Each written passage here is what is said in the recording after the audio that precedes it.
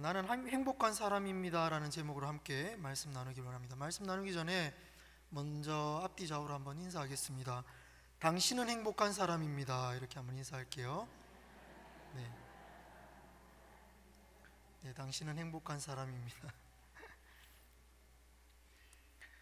각 지역과 나라마다 공통적으로 가지는 독특한 가치관, 행동 양식, 사고방식 등의 특징들이 있습니다.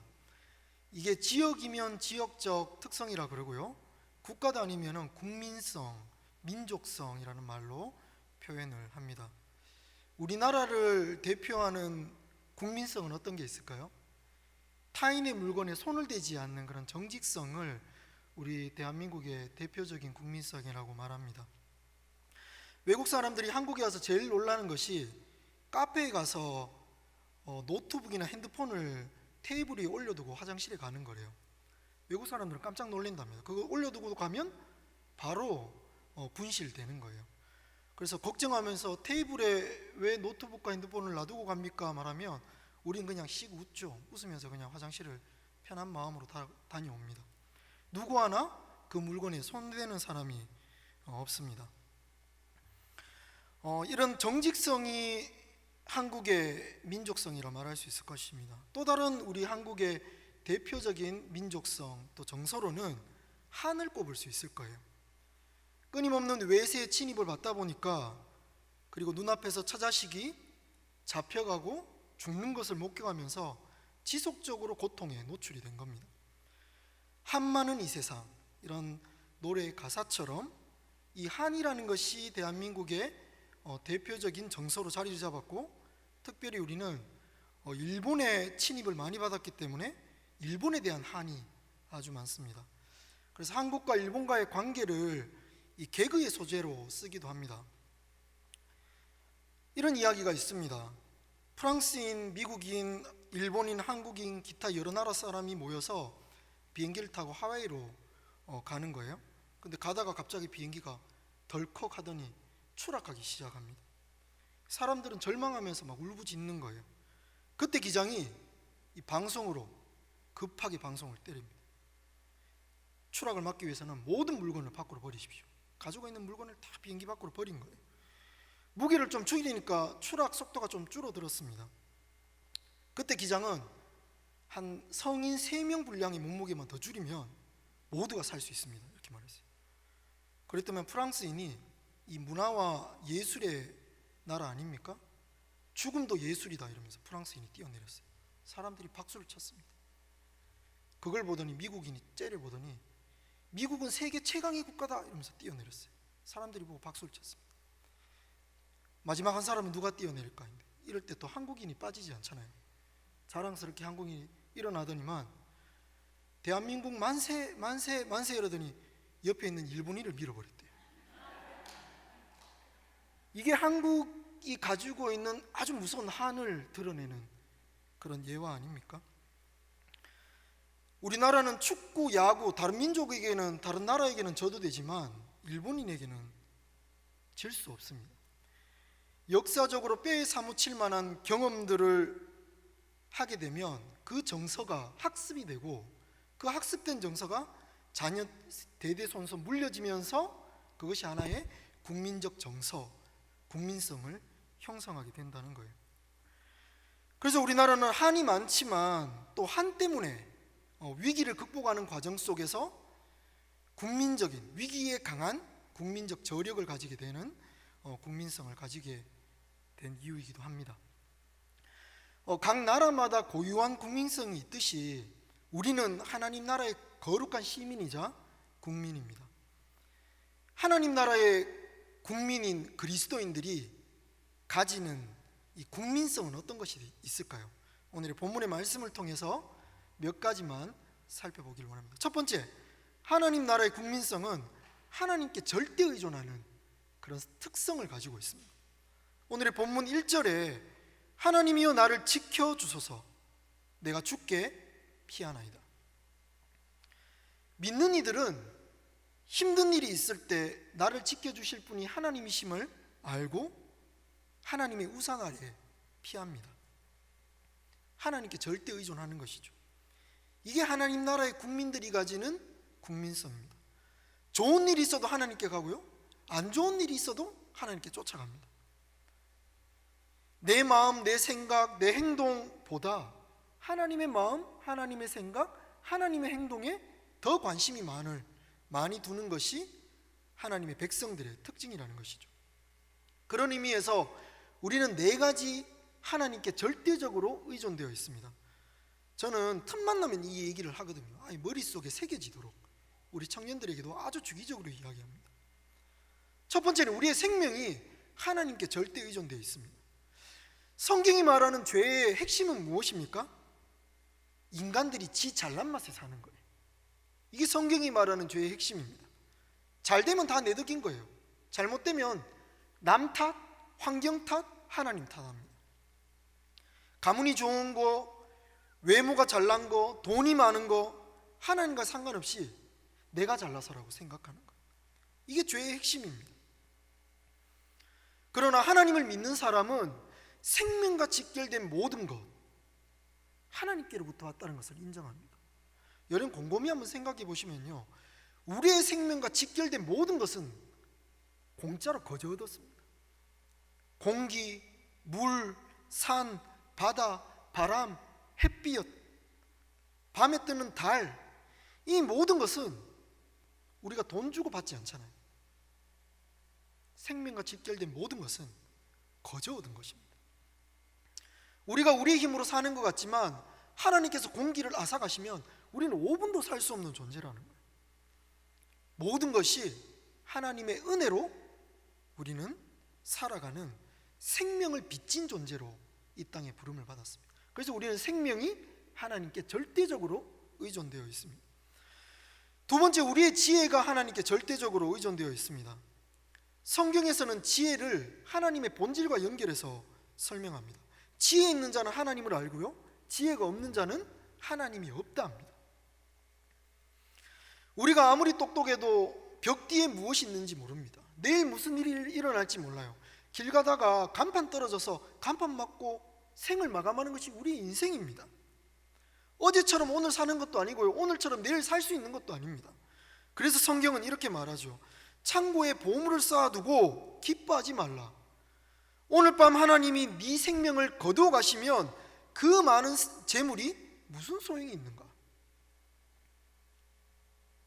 경고하십니다. 하나님 앞에서 내가 얼마나 뛰어난지, 잘났는지, 많은 것을 아는지 자랑하지 말라는 거예요. 정말 지혜로운 사람은 모든 일에 하나님을 인정하고 자신의 유한함을 인정할 뿐만 아니라 사람들에게 무례히 말하지 않고 사람들을 무례히 대하지 않습니다. 왜냐하면 모든 지혜가 하나님께로부터 나오기 때문이죠. 세 번째, 우리의 모든 능력이 하나님께 절대 의존되어 있습니다. 아무리 힘세다고 자랑해도요, 근육질의 몸, 자신의 갑발을 자랑해도 자동차 드는 사람이 있습니까? 아무리 힘이 세도요 1톤 이상 드는 사람 없습니다. 힘센 것도 한철이죠. 나이가 들면 숟가락도 못 들어서 힘들어하는 것이 우리의 인생이라는 거예요. 우리는 유한한 존재입니다. 여러분, 삼손이 힘이 센 것이 머리카락 때문이 아니죠. 머리카락 자라는 것, 그것이 내 능력, 내 힘으로부터 나온다고 착각에 빠지게 되면 타락하게 되는 것입니다. 그래서 우리는 머리카락 잘라서 힘을 잃었다 생각하죠. 그런 것이 아닙니다. 힘의 근원인 하나님의 언약을 파기했기 때문에 삼손은 힘을 잃은 거예요. 모든 힘의 근원은 하나님께로부터 오는 것입니다. 삼손의 힘은 머리카락으로부터 오는 게 아니에요. 삼손의 능력과 힘은 하나님께로부터 오는 것입니다. 그래서 우리의 능력과 힘은 하나님께 절대 의존되어 있습니다. 우리의 모든 관계는 하나님께 절대 의존되어 있습니다. 여러분께서 자녀들을 위해 기도할 때 꼭 해야 될 기도가 바로 이 지점에 연결되는 것 같아요.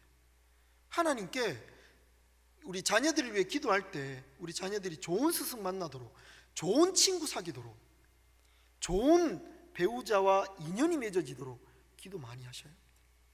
아무리 능력이 출중하고요, 돈이 많고요, 똑똑해도요, 사람 잘못 만나서 패가망신하는 사람이 세상에 수두룩하다는 거예요.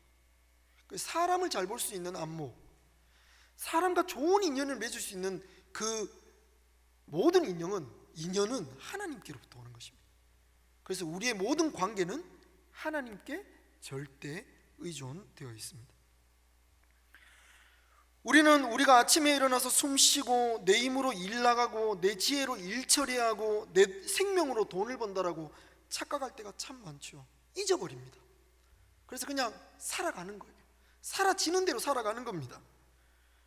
근데 여러분들, 이 모든 것이요, 하나님께서 생색내지 않고 거저 주시는 하나님께로부터 이 모든 것을 공짜로 받았다는 거예요. 그래서 여러분들, 저녁에 자고 아침에 깨잖아요. 깨지 못하면 어떻게 되는 거예요? 죽는 거잖아요. 깨는 것도 기적입니다. 아침에 일어나는 게 하나님의 은혜라고. 그 은혜를 아는 사람은 하루가 기적이죠. 매일이 기적이고 매일이 감사가 되는 것입니다. 이렇게 네 가지 하나님께 절대 의존된 존재임을 아는 사람은 삶의 위기가 있을 때마다 누구에게 피할까요? 하나님께 피하는 것입니다. 하나님, 내가 가진 돈 다 필요 없습니다. 내가 가진 관계 소용없습니다. 내 말빨, 내 지혜 소용없습니다. 하나님이 역사하시지 않으면 이 모든 수고가 헛되고 헛된 노력이 됩니다. 이런 고백을 할 수 있는 사람이 복된 사람이라는 거예요. 이렇게 고백하는 사람이 하나님 나라의 국민성을 가진 사람이라는 것입니다. 그럼 모두가 되시기를 축복합니다. 둘째는, 하나님 나라의 국민의 두 번째 특징은 하나님께 행복을 두는 사람입니다. 본문 2절에 내가 여호와께 아뢰되 주는 나의 주님이시오니 주밖에는 나의 복이 없다 하였나이다. 하나님 나라의 백성들은 하나님을 행복으로 삼고 살아갑니다. 이 세상에는 주님 외에 나의 행복이 없습니다. 이렇게 고백할 수 있는 사람이라는 거죠. 여러분, 천국이 왜 천국일까요? 천국 가면 막 이런 이야기 많이 듣잖아요. 천국 가면 길이 황금으로 깔려 있고 내 기둥이 황금이고 집이 보석으로 꾸며져 있고, 천국 가면 눈물도 없고 수고함도 없고 고통도 없대요. 이게 천국일까요? 천국이 천국일 수 있는 이유는요, 온갖 종류의 황금과 보석 때문이 아닙니다. 그곳에 하나님이 계시기 때문에 그것이 천국이 되는 것입니다. 그래서 이 땅을 살면서 하나님을 발견한 사람은 광야에서 아무것도 없는데 천막 치고 살아도 하나님을 아는 사람은 그것이 궁궐이 되는 것이죠. 이 땅을 살면서 하나님을 만난 사람의 축복임을 믿으시기 바랍니다. 이 모든 것이 하나님을 행복으로 삼았기 때문에 가능한 일입니다. 대한민국의 최고의 자녀 양육의 권위자는 이 오은영 박사입니다. 이건 뭐 두말할 필요가 없을 것 같아요. 이 금쪽이라는 프로그램에 이 아이들이 나와서 이상 행동을 많이 보이는데, 그런 행동을 보일 때마다 바로바로 진단하면서 문제 얘기를 하는데 아이들이 급속도로 바뀌죠. 우리는 그걸 보고 너무 신기해합니다. 어떻게 이럴 수가 있나. 소리를 지르고 과격한 행동을 하고 집중을 못하고 폭력을 휘두르고 욕설을 하는데, 그걸 보면서 오은영 박사가 부모에게 요청하는 한 가지가 있어요. 모든 자녀 양육의 문제는 부모에게 있는데 부모에게 이렇게 도전합니다. 부모의 권위를 회복하십시오. 당신은 부모입니다. 당신은 이 자녀들과 똑같은 애들이 아닙니다. 당신은 위대한 부모입니다. 그러니 부모의 권위를 회복하십시오. 이렇게 도전하는 거예요. 이 부모가 자녀들에게 상냥하게 친절하게 대하는 것 중요합니다.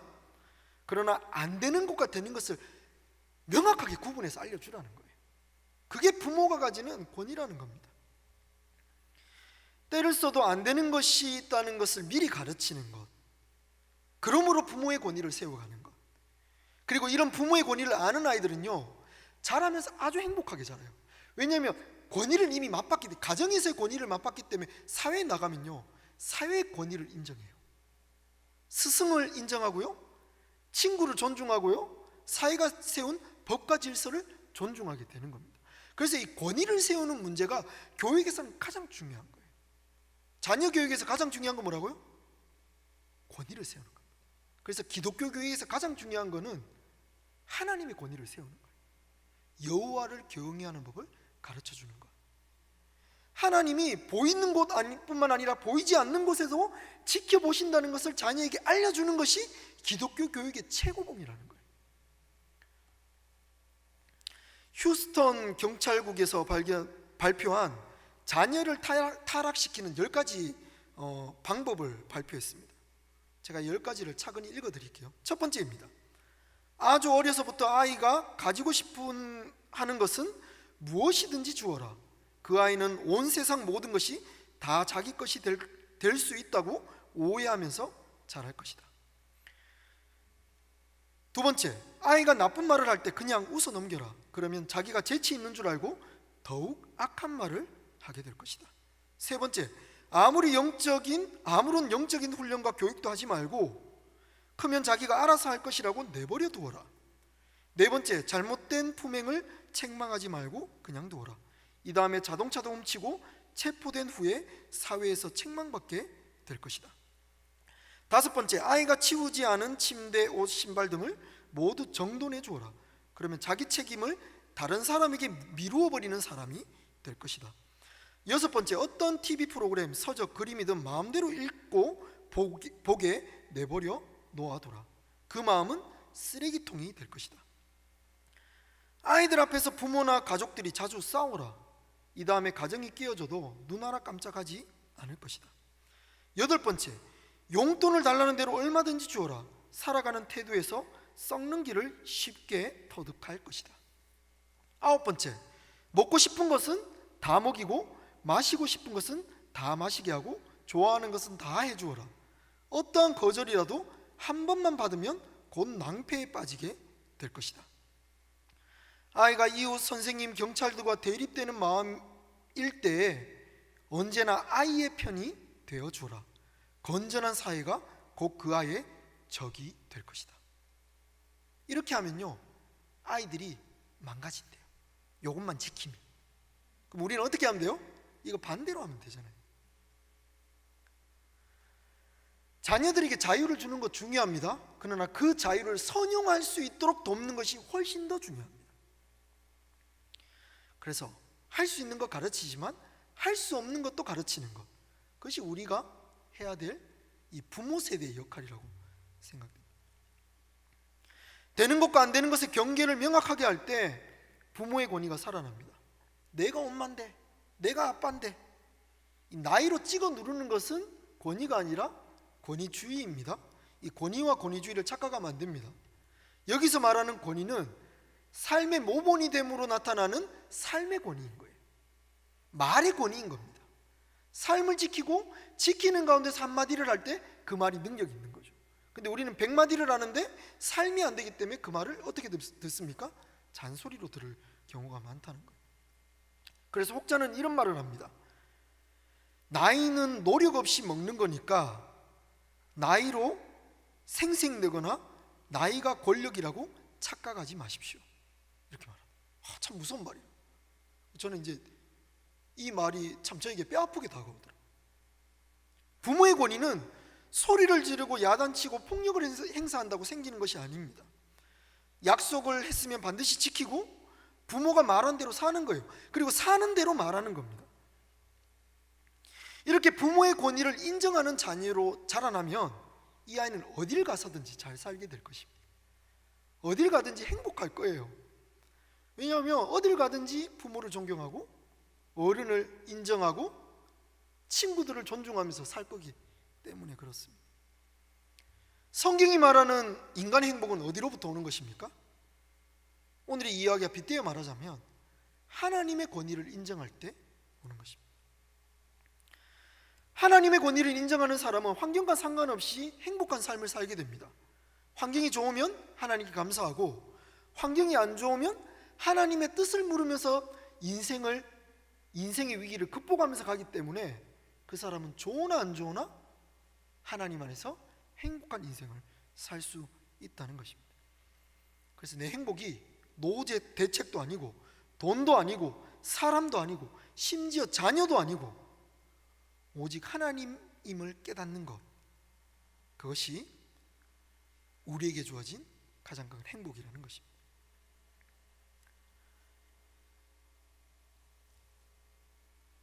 마틴 로이드 존스 목사님은 행복에 관해서 이렇게 말합니다. 처음부터 우리가 행복을 찾지 못하는 이유는 잘못된 방식으로 행복을 추구하기 때문이다.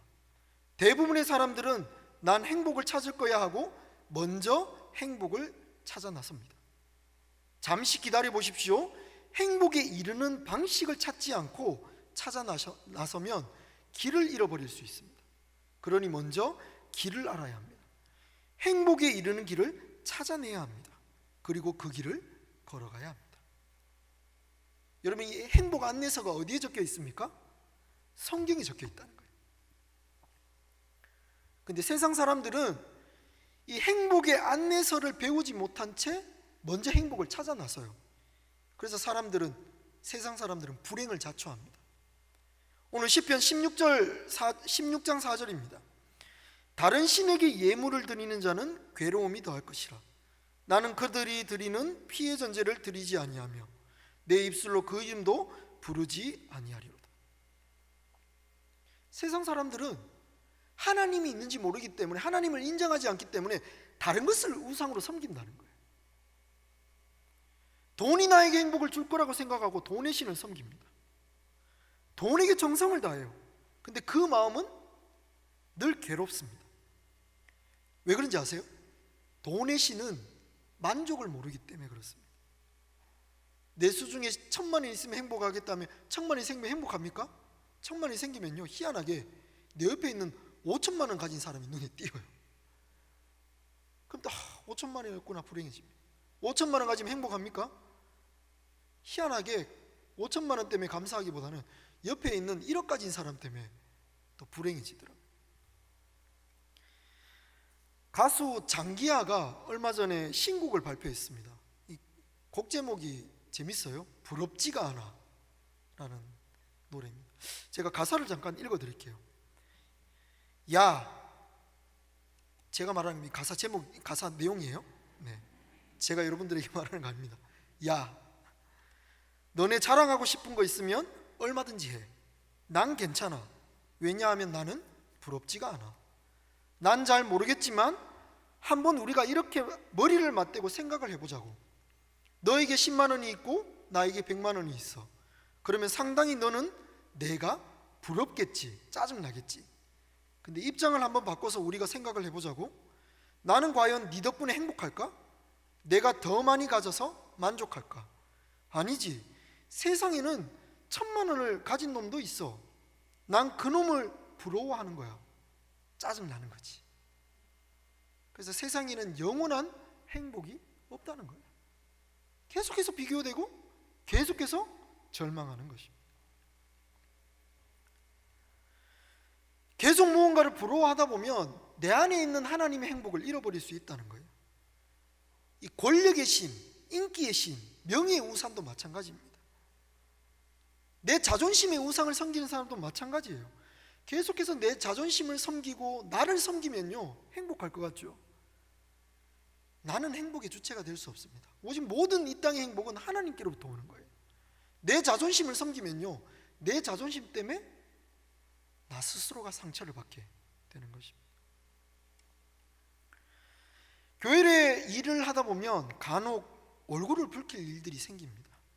하나님을 위하는 일인데 화낼 일이 뭐가 있겠냐 생각하지만 하나님을 위한다라고 일하다 보면 마음에서 화가 날 때가 있는 거예요. 이걸 보고 박영선 목사님은 이런 말을 하더라고요. 그 공동체가 건강하다는 증거는 사람들이 모여 있을 때, 함께 할 때 웃음소리가 많아지는 것이 행복한 공동체 증거래요. 반대로 그 공동체가 건강하지 않은 것은 너무 진지해요. 분명한 원칙이 있는데 원칙을 내세우는데 그것 때문에 비난이 자꾸 생기고 서로를 비난하게 되고 화가 나는 공동체, 이 건강하지 않은 공동체라는 것입니다. 내가 옳고 내가 맞다고 생각하고 행동하고 말하다 보면요, 내 말을 안 들어주는 사람에 대해서 화가 나죠. 나는 옳고 너는 틀리다가 되는 것입니다. 근데 여러분, 이건 옳고 그름이 아니죠. 오직 옳고 그름은 하나님이 판단하실 일이고 우리는 단지 다를 뿐입니다. 내 말이 맞아서 되는 것 같은데 그것이 그르칠 수가 있고요, 상대방이 틀리다고 하는데 시간이 지나고 보니 그게 맞는 게 될 수도 있습니다. 왜냐하면 모든 옳고 그름의 판단은 하나님께 있기 때문입니다. 그래서 우리가 내세울 최종적인 권위는 하나님께 있는 거예요. 내 자존심이 우상이 되면 안 됩니다. 내 생각과 내 말이 우상이 되면 안 되는 거예요.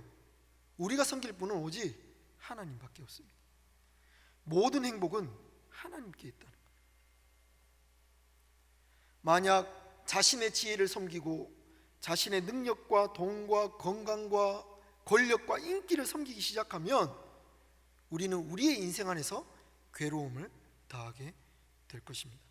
그래서 하나님 말씀에 다른 신에게 예물을 드리는 자는 괴로움을 당할 것이다. 그래서 하나님 나라의 모든 백성들은 행복이 하나님께 있음을 아는 자들입니다. 세 번째, 하나님 나라의 국민이 가지는 대표적인 삶의 태도는 하나님의 기업의 아름다움을 아는 것입니다. 오늘의 5절 6절 말씀입니다. 여호와는 나의 산업과 나의 잔의 소득이시니 나의 분깃을 지키시나이다. 내게 줄로 재어준 구역은 아름다운 곳에 있으며 나의 기업이 실로 아름답도다. 요즘 젊은이들 사이에 유행하는 단어가 있습니다. 여러분 혹시 들어보셨는지 모르겠습니다. 파이어족이라는 단어를 들어보셨나요? 파이어족은 경제적 자유, 족이 은퇴하는 사람들을 일컬어 의미하는 말입니다. 이 30대, 40대들은 적극적으로 재테크하고 투자해서 30대 조기 은퇴함으로 자기가 원하는 그런 행복한 인생을 사는 것, 이게 이제 파이어족들의 모토예요. 그러다 보니 이 젊은이들이 재테크에 몰두합니다. 주식을 하고요, 코인을 하고요, 다양한 일에 몰두해서 공부를 합니다. 그러다 보니 돈이 점점점 중요한 가치가 되고 우리에게 막강한 영향력을 끼치는 힘이 되어버렸어요. 그래서 젊은이들의 최고의 분깃, 최고의 소득, 최고의 기업은 곧 재력입니다. 돈이 많은 것, 돈을 얼마나 많이 벌었느냐가 그 사람의 능력이자 그 사람 자체가 되는 거예요. 점점 이런 세태가 되고 있는 겁니다. 근데 이것과 반대로 하나님 나라의 국민이 가지는 국민성은 여호와가 나의 기업이자 분깃이자 기업이 되는 것입니다. 하나님의 말씀이 우리의 유산이 되는 거예요.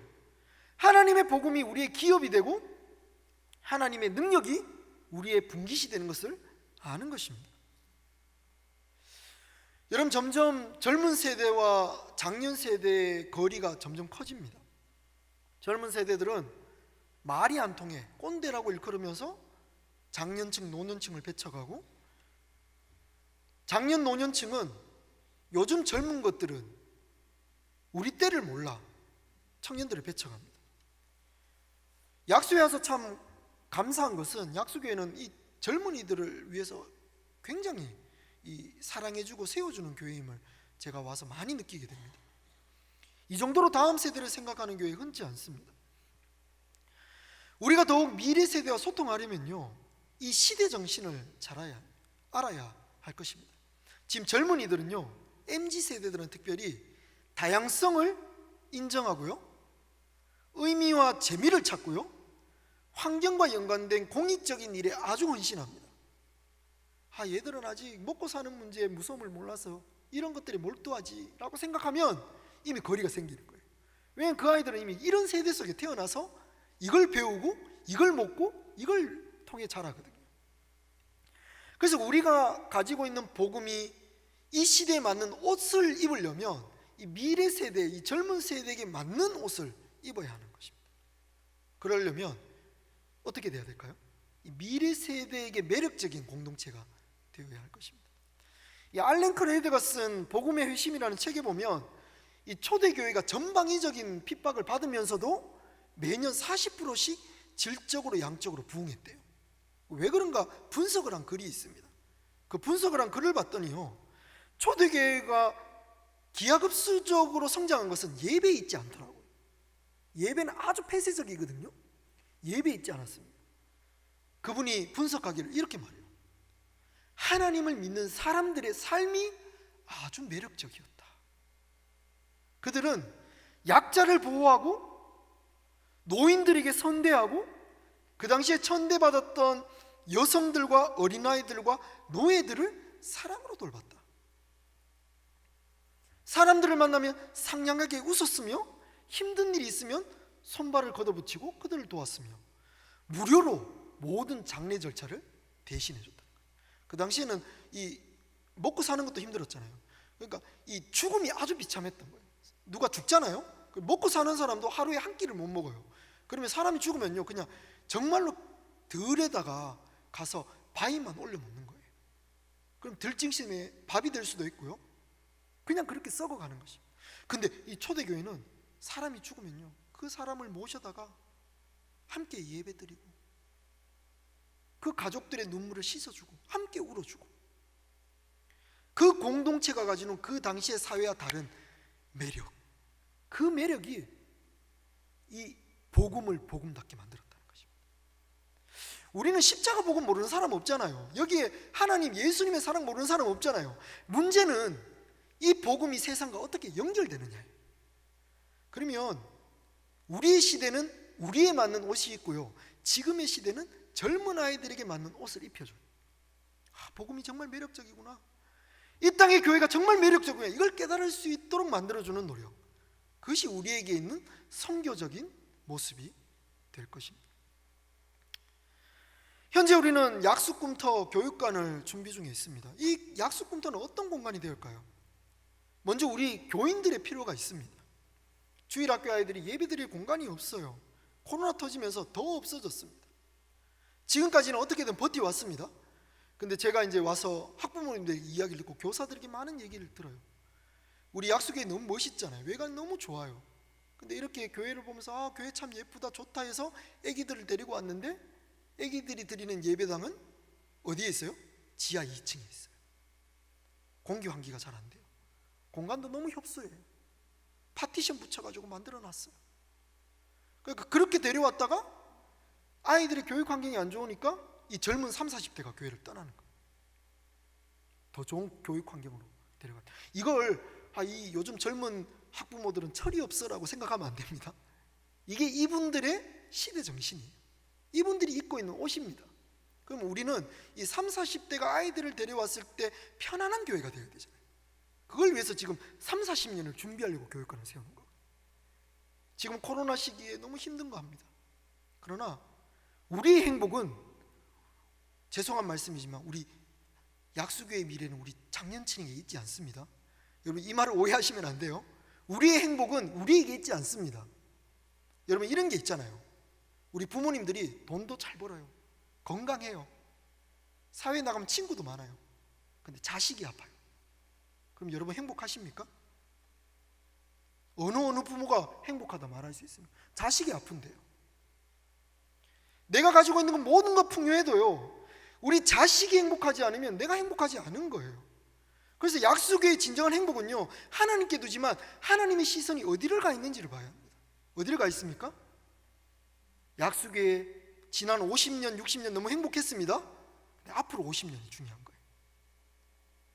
앞으로 100년이 중요한 거잖아요. 그래서 이 자녀들의 행복에 우리의 마음을 쏟으면서 지금 약수 꿈터를 준비하는 것입니다. 두 번째는 이 지역의 선교를 위해서 준비하는 것입니다. 평일에는 지역 주민을 위해서 공간을 오픈하는데요, 이 교회 사람들도 쉴 공간 없는데 왜 주민에게 오픈하느냐, 이런 생각 할 수 있습니다. 저도 그런 마음이 있었거든요. 근데 우리가 믿는 바 하나님의 복음은 어떤 복음입니까? 우리만 가지는 복음이 아니잖아요. 우리도 하나님의 복음을 모를 때 있었습니다. 근데 그때 약수교회를 세워서 복음을 전하는 누군가가 있었던 거예요. 그런 것처럼 우리도 이 지역에 아직 예수를 필요로 하지만 아직 알지 못하는 사람들을 위해서 이 공간을 내어줄 때 어떤 역사가 일어날까요? 약수교회 갔더니 휴식할 공간이 있더라, 쉴 공간이 있더라, 거기에 가면 에어컨이 빵빵하더라. 와이파이가 터지더라. 거기 갔더니 웃음이 있더라. 섬김이 있더라. 세상에서 볼 수 없는 사랑이 있더라. 이런 이야기가 일 때 그 사람들은 복음에 매료되고 하나님의 교회의 매력을 느끼게 된다는 것입니다.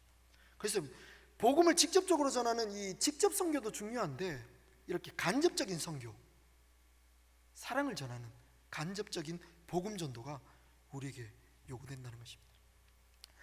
윌리엄 스태포드가 이런 말을 했습니다. 우리가 붙잡고 따라가는 한 가닥 실이 있습니다. 이 실을 붙잡고 있는 한 길을 잃을 염려는 없습니다. 여러분, 이 시대는 하나님의 말씀이 통하지 않는 위기의식이 있습니다. 세상 사람들이 교회를 욕해요. 우리도 위축됩니다. 하나님의 진리의 말씀이 작아 보여요. 끊어지는 연약한 실 같습니다. 그런데 여러분들, 아무리 얇고 연약해 보이는 실이라도 그 실이 제대로 된 길과 연결만 되어 있다면 우리의 속도가 느리더라도 결국에는 종착지에 도착한다는 거예요. 속도가 중요한 게 아닙니다. 중요한 건 방향이죠. 하나님 나라를 향한 방향만 올바른 방향을 설정하고, 세상에 보기에는 아주 보잘것없는 실과 같은 진리의 말씀이라 해도 그 실이 하나님 나라와 연결만 되어 있다면 우리는 결국 하나님 나라에 도달할 것입니다. 세상이 우리를 핍박하고 욕해도 상관없습니다. 우리 안에 있는 진리가 명확하냐, 그것이 중요한 것이죠. 그래서 오늘의 본문의 말씀 3절은 이렇게 말합니다. 땅에 있는 성도들은 존귀한 자들이니 나의 모든 즐거움이 그들에게 있도다. 하나님을 우리를 이렇게 보시는 거예요. 하나님께서 우리를 이렇게 생각하신다는 겁니다. 우리는 존귀한 자로 이 땅에 부름을 받았습니다. 우리는 이 땅에 이 부모님들의 실수로 태어난 분들이 아닙니다. 부모님들의 실수로 우연히 태어난 존재가 아니라는 거예요. 철저한 하나님의 계획과 하나님의 존귀한 목적을 띠고 이 땅에 부름을 받았습니다. 우리는 존귀한 존재입니다. 하나님 또한 우리를 존귀하게 바라보신다는 거예요. 하나님의 백성으로서 자부심을 가진 사람이 이 세상에서 가장 행복한 사람입니다. 하나님의 기쁨이 되는 사람이 이 세상에서 가장 행복한 사람입니다. 그래서 우리는 이미 행복한 사람입니다. 여러분 안에 하나님 있으시죠? 하나님 믿으시죠? 그럼 우리는 이미 행복을 소유했고 이 세상에서 가장 행복한 자임을 믿으시기 바랍니다. 이 시간 함께 기도하겠습니다. 사랑의 주님, 이 바쁜 세월 살다 보니 코로나로 교회도 못 오고 힘든 시간들 지내다 보니 내가 얼마나 존귀한 자인지를 잊어버리고 살았습니다. 내 안에 주신 행복을 잊어버리고 살았습니다. 나에게 복되신 하나님을 잊어버릴 때가 참 많습니다. 그래서 한숨 나고 불평하고 마음으로 부정적인 말들과 내 얼굴에 점점 기름과 시름과 주름살이 늘어만 갑니다. 이럴 때 눈을 들어 주님을 바라봅니다. 주님, 우리에게 위로 되시고 힘이 되시고 복이 되심을 믿습니다. 하나님 안에서 오직 행복을 찾는 우리가 될 수 있도록 역사하여 주옵소서. 이제는 우리 주 예수 그리스도의 은혜와 하나님의 사랑하심과 성령님의 함께하심이 하나님을 행복으로 믿고 살길 원하는 모든 성도들의 삶과 가정과 일터와 미래와 자녀 위에 이제로부터 영원토록 함께 계시기를 간절히 축원하옵나이다. 아멘.